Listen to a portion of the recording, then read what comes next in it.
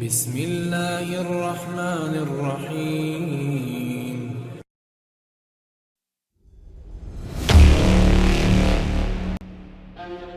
السلام علیکم ناظرین محترم۔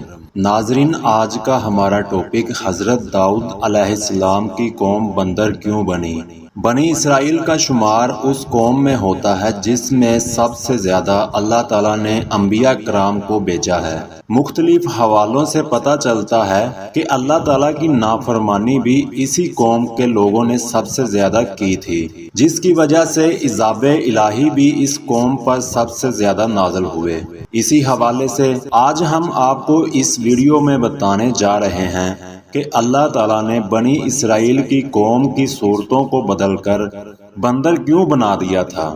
ناظرین، آگے بڑھنے سے پہلے اگر آپ ہمارے یوٹیوب چینل پر نئے ہیں تو ہمارا YouTube channel Haider knowledge TV وی کو سبسکرائب کر لیں اور گھنٹی کے بٹن کو دبا دیں تاکہ ہماری ہر نئی آنے والی معلوماتی ویڈیو کا نوٹیفیکیشن آپ کو بروقت مل سکے۔ ناظرین، بڑھتے ہیں آج کے ٹاپک کی طرف۔ بنی اسرائیل کی قوم کی صورتیں بدلنے کا یہ واقعہ حضرت داؤد علیہ السلام کے دور میں پیش آیا۔ حضرت داؤد علیہ السلام کو اللہ تعالیٰ نے نبوت و رسالت کے ساتھ ساتھ حکومت بھی عطا فرمائی تھی۔ آپ علیہ السلام بہت ہی میٹھی آواز کے مالک تھے۔ روایات کے مطابق بہت کم عرصے میں علم و حکمت اور فکر و تکبر سے بنی اسرائیل کا شمار دنیا کی بہترین قوموں میں سے ہونے لگا تھا۔ بہت سے دوسرے علاقے بنی اسرائیل میں شامل ہو گئے تھے اور بنی اسرائیل میں ایک بڑی عالیشان سلطنت وجود میں آ گئی تھی۔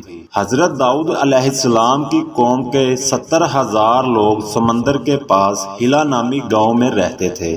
یہ لوگ اللہ تعالیٰ کی رحمت سے بڑی خوشی سے زندگی بسر کر رہے تھے۔ ان پر مسلسل اللہ تعالیٰ کی رحمتیں برستی رہیں، لیکن وہ لوگ اللہ تعالیٰ کی نعمتوں اور یاد سے غافل ہو گئے اور اپنی ہی الگ دنیا میں مصروف ہو گئے۔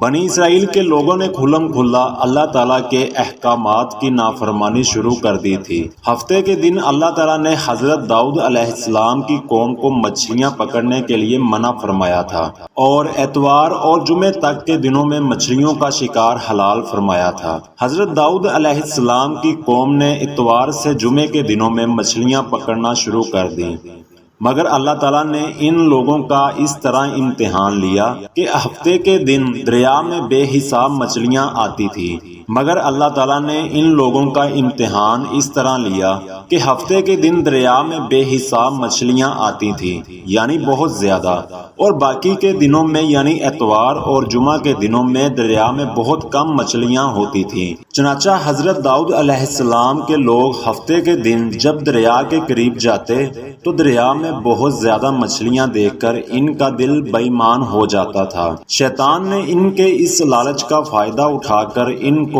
اکسانا شروع کر دیا۔ شیطان نے ان کے دل میں یہ سوچ ڈال دی کہ سمندر سے کچھ نالیاں نکال کر خشکی پر چند گڑھے بنا لو اور مچھلیاں ان نالیوں سے گزرتی ہوئی گڑھوں میں آ جائیں تو ان نالیوں کا منہ بند کر دو اور ہفتے کے دن ان کو نہ پکڑو اور دوسرے دن آسانی کے ساتھ ان مچھلیوں کو پکڑ لو۔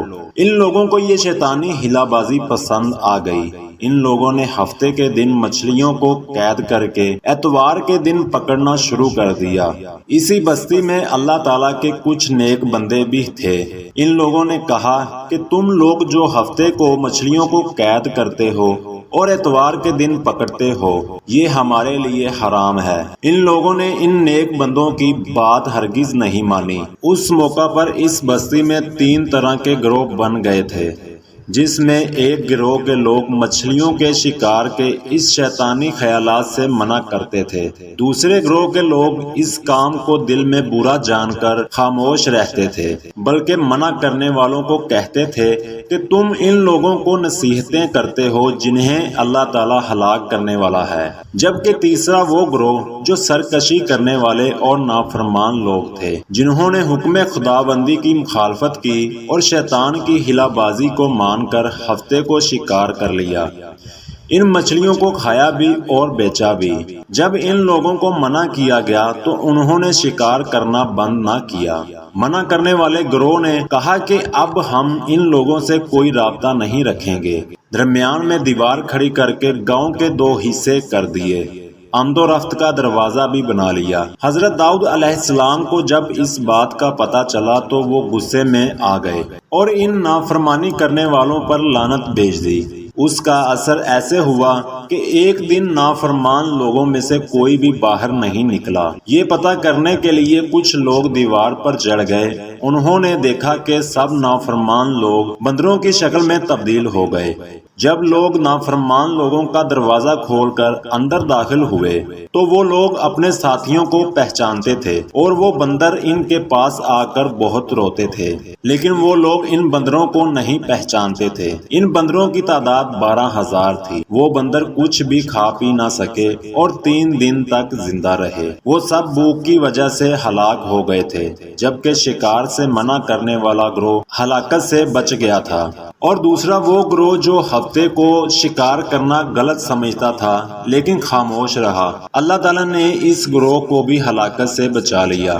ناظرین، اللہ تعالیٰ نے یہ واقعہ قرآن مجید میں اس لیے بیان نہیں فرمایا کہ یہ ہمارے لیے قصے کہانیاں ہیں، بلکہ اس لیے بیان فرمائے ہیں کہ ہم ان قوموں کے واقعات سے عبرت حاصل کریں۔ جب کوئی قوم اللہ کی نافرمانی کرتی ہے تو اللہ تعالیٰ ان کے ساتھ کیا معاملہ فرماتے ہیں، اس واقعے سے یہ معلوم ہوتا ہے کہ شیطان کی ہلا بازیوں میں پڑھ کر اللہ تعالیٰ کی نافرمانیوں کا انجام کتنا برا اور خطرناک ہوتا ہے، اور خدا کے نبی جن پر لعنت فرما دیں وہ کیسے ہولناک عذاب الہی میں گرفتار ہو کر دنیا سے نیست و نابود ہو کر اور عذاب نار میں گرفتار ہو جاتے ہیں، ان دونوں جہان میں ذلیل ہو جاتے ہیں۔ ناظرین، بنی اسرائیل کے یہ دل ہلا دینے والے واقعہ میں ہر مسلمان کے لیے بہت بڑی عبرت و نصیحت کا سامان ہے۔